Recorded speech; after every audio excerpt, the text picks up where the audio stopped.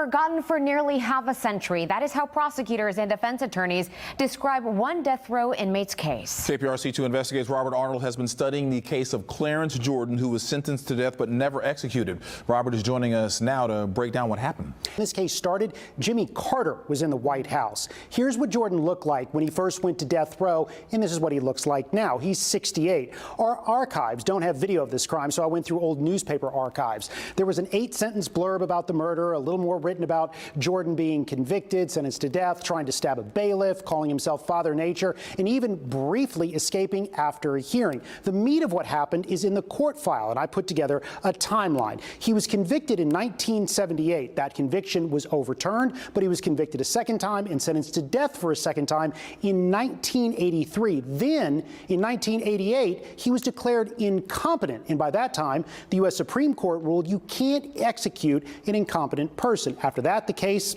went nowhere. Other than a couple of inquiries in 2004 and 2017, Jordan was forgotten about. Jordan even wrote his own letters to the court. I read them. They were largely nonsensical, but those letters didn't even trigger any real action. That is until this past November, when the head of Texas's Office of Capital and Forensic Writs, the public defender for people facing a death sentence, asked to be appointed as Jordan's attorney. It appears that a decision was made by his attorneys that once it was determined he could not be executed, we're just going to let him be.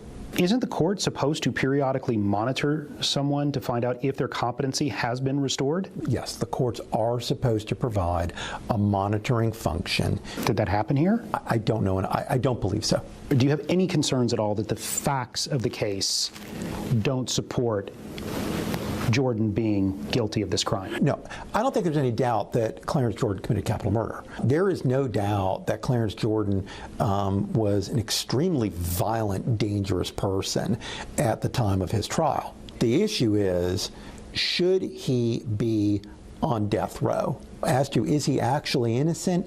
No, he's not actually innocent. He did this capital murder.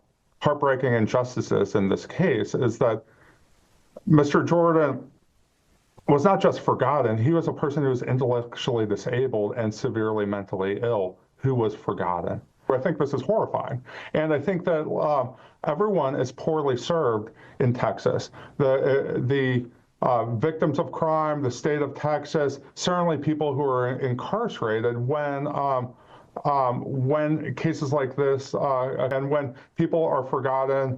That was Ben Wolf, and he plans to argue Jordan should never have gotten a death sentence in the first place because he's mentally ill. He has a low IQ, schizophrenic, has hallucinations, along with being incompetent.